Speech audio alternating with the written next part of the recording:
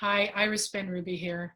Today I'm interviewing the amazing Kim Ades. She is the president and founder of Frame of Mind Coaching, and she is also an expert in emotional mastery. So welcome to our call, Kim. I'm thrilled to have you on. Let's talk about the rituals you just talked about that we get to create with our family, the people that are in our home that really allow us to, you talked about create harmony.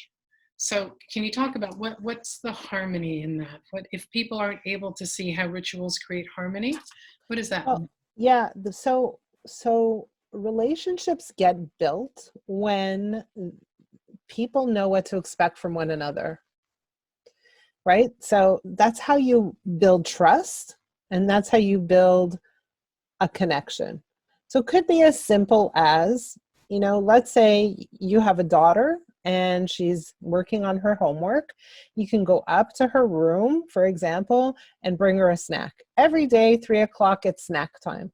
She takes a break and you spend 15 minutes together. Snack time, call it whatever time you want it to be. But what happens is that she looks forward to snack time. You become a constant in her world, and she learns to make space for you at 3 o'clock. And again, snack time is you could say the foundation or the context with which we actually build this relationship. But that's the time to say, how's your work coming? How's your homework going? Where are you struggling? What's working? What happened in school today? Have you spoken to your friend Joan or whatever, right? Like, this is where you're actually connecting one-on-one. And so ritual creates space for connection. Yeah, especially as our kids get older and they move into the teens and the older ages where, they're not as interested or as focused on the mummy-child relationship or daddy-child relationship, that we have an opportunity to reinsert these in a way that is positive, that's a contribution, that has a show up as a positive parent. We were just talking before this popped off about how, parents can be over-involved in their children's lives, that this is a way of pulling back and being present. Exactly. And here's the thing, like, you might start this and your child might reject it or not be too open to it, but you be consistent. Like, it doesn't matter if you show up at 3 o'clock with your snack and they're like, thanks, see you later. Do it again the next day. Do it and tell them, I'm going to be back tomorrow at 3. Tomorrow, don't be on a call. Or tomorrow, we're going to have a chat. So give them a warning. Let them know what's coming, but you need to follow through. And that's not just with your children. It's with your relationships as well, your partner relationship, spousal, whatever you want to call it, romantic relationships. Like, relationships are dramatically improved when there's some degree of follow through, right? So that you know what to expect and there's a reliability about it. I'm not talking about becoming bored. I'm not talking about, oh, it's the same pattern all the time. But I'm talking about creating some degree of stability in those relationships through ritual. Yeah, we're not good with unpredictability. So you're actually inviting our viewers to create predictability. And there's, I'm going to say, becomes easier to connect when the other person knows, what's coming, what to anticipate, when it's going to come. Well, and what you're really doing is you're creating an opportunity for the other person to, you could say, relax, right? And when they relax, then things become more open. Yeah, But openness doesn't happen when people are clenched, right? That doesn't work. yeah. So let's talk a little bit about that. You said trust is built on being able to know what to expect from the other person. So could you talk a little bit about that? So, I mean, look, if you say, hey, I'm on Saturday, I'm going to do laundry day. I'm going to do laundry, and you don't do laundry, what happens? Like, they kind of start to see that you're not following through, that your speech and your action isn't aligned, and there's a gap there, right? So what happens? They start to wonder whether or not your words are real or true. So you always want to carry through. Because when you carry through, what happens is you become much more reliable, you become much more trustworthy, and in that trusting environment, relationship is built. Now, and I just want to say, like, as you know, I run a coaching company. And one of the things that we do is we encourage our clients to journal in an online journal. But our promise to our clients is that we will read and respond to their journal within a certain period. Let's call it 24 to 48 hours. If we don't do that, what happens? They lose trust, right? And so this is a form of relationship that's not any different from a romantic relationship or a family relationship, a friendship, right? So you need to keep your promises. You need to follow through. Yeah, and sometimes what happens with the closer the relationship, the more we take for granted and we start to let things slip. Exactly. Until we have the awareness of the cost that it's costing the relationship. Exactly. Exactly. I remember I had a client and he would tell his wife, okay, I'll do the dishes tonight. And then he wouldn't want to do it. And I'd be like, then don't say you're going to do it. Right? Like if you're going to say you're going to do it, follow through. Like your word, you are represented by your word. And when you say something and don't follow through, that really plays a big role in who you are, how you show up, and how other people experience you. So what are you doing here in terms of impacting the relationship? So when you say to your kid, yes, I promise I'll play with you, but then you get busy with work, what happens? You're breaking your word. Yeah. What happens? It affects the relationship. And then it's so easy to get into a blame of the other person is behaving like this with me rather than looking at how am I showing up for this person? Right, exactly. Yeah. All right, so I want to ask you some questions about people who are single and creating relationships right now. But before we go there and our Zoom cut out, I'd like to do a bit of a recap about when people are feeling isolated, anxious, stressed, whatever's going on for them, any emotional distress. What did you say is the cause of that? So from my perspective, your emotion, the emotion you feel is a result of your perspective about what's happening in front of you. So what you want to do is you want to notice how you feel emotionally. And I'm a big fan of journaling. So you want to go to, let's say, a piece of paper and a pen or a computer. And you want to start asking yourself some questions. How am I feeling? Why am I feeling this way? Like, what's the cause of this? But you want to start to understand that the story you're telling about what you're experiencing is the cause of your emotion, not actually what's happening, right? It's how you interpret what's happening. So, for example, let's just go back to the whole single women issue. If you experience COVID as a terrible time where there's no way you're going to meet someone or connect with someone, well, wow, that perspective is really debilitating. It's sad. It's depressing even, right? And so that thinking will cause you to feel a certain way. But understand that sometimes it's not so linear. You're not so aware of how your thinking impacts your emotions. You just feel the emotion. So when you do feel the emotion, you want to unravel it and say, what do I believe to be true about this person, this circumstance, this situation that's causing me to feel that way? Again, write that down. What do I believe to be true? And then you want to start to challenge those beliefs.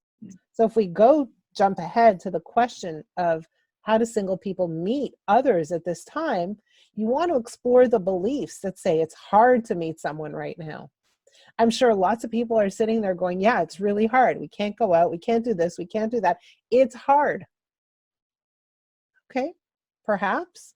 But believing it's hard doesn't make you more likely to meet someone. Yeah. Right? In fact, it siphons off opportunities.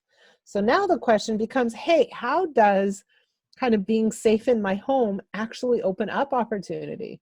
How do I actually allow that to enable me to meet many more people that I wouldn't feel comfortable even meeting in person, and expanding my options? How does this help me, right, reach more people and expand options? Maybe I'm reaching more people from like a geographical standpoint. My reach is further.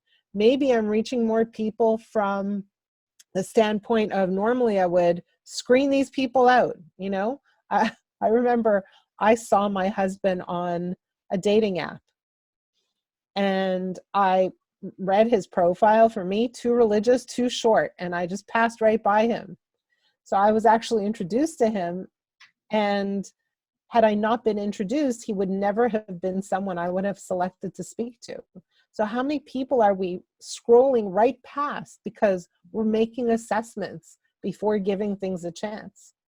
And then how many times do we choose not to meet people in person because something rubs us the wrong way? Whereas here we can potentially spend a little bit of time getting to know someone on Zoom and have and build a relationship without the tensions of the physical interaction.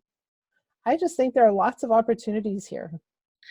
Yeah, and for the single men and women that are out there that are maybe struggling with this, how do you build relationship while you can't be face to face? At least in many places, we can't do face to face yet. What do you see as the opportunity in that? I'll tell you, like, you know, I have 5 kids. One of them started dating someone during COVID through Zoom.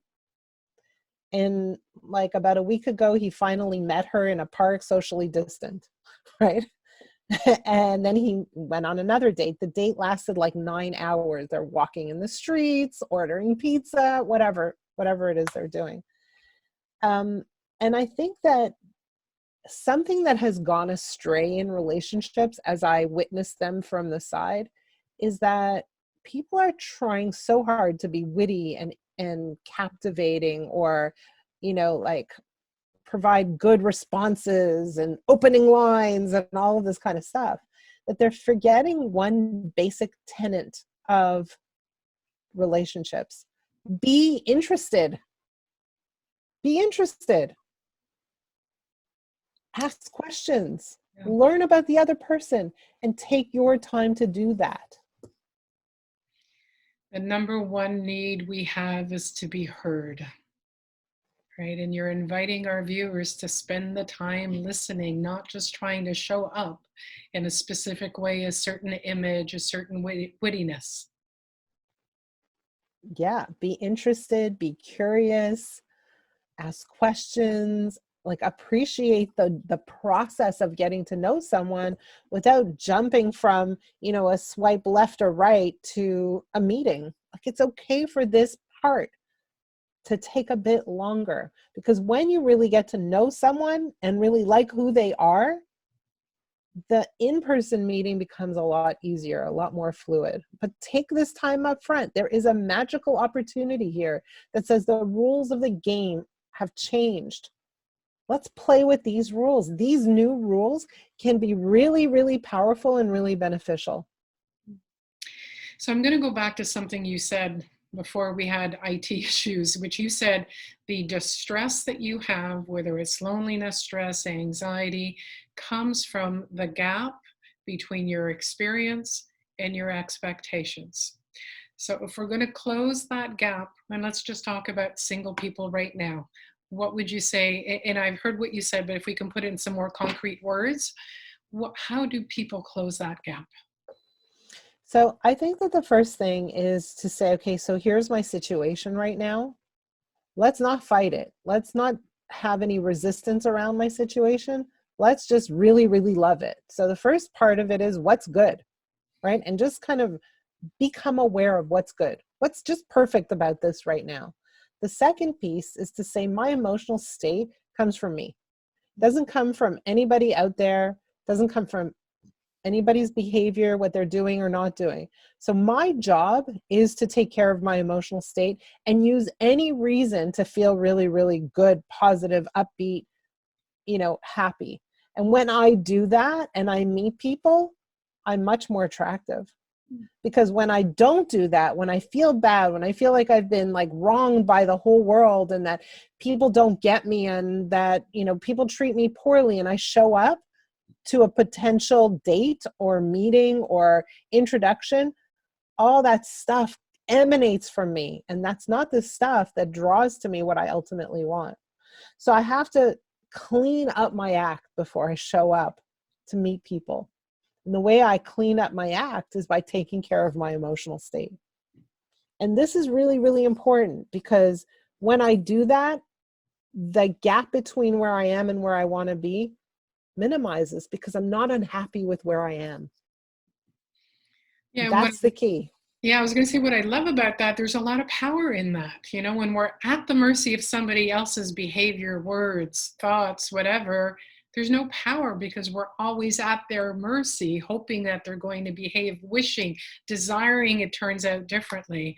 But you're an invitation to our viewers to take responsibility for your own emotions. And if you get caught off balance, or what we call our negative emotions, to take a moment and step back and go, okay, how am I viewing this in a way that's causing me distress? Exactly. What do I believe to be true about this person, this situation, this circumstance that's causing me to feel bad? And can I see it a different way? Is there a different way to look at this? And also, what I like that you talked about earlier, what are some of my other options? Yeah, we have so many options. Every time we feel anxious and upset, disturbed, it's often related to the feeling like we have no options. And I don't know, I always go back to that with clients to say, hey, you know what? You're not trapped. That feeling of being trapped is an illusion. You have a lot of options. Let's explore them. Beautiful. And so, Kim, if people want to get a hold of you, where can they get in touch? Kim at Frame of Mind Coaching, send me an email, say hi, ask me a question, whatever you want to do. But you can also look me up at Kim at frameofmindcoaching.com. And if you want to learn more about our coaching, I'd be happy to talk to you about it. All right. And that's frameofmindcoaching.com. Correct. And with that, Kim, I want to say thank you for your time. Thank you for your great perspective, the invitation you've given our viewers, and for the difference you make in the world. Thank you. It's always fun to talk to you.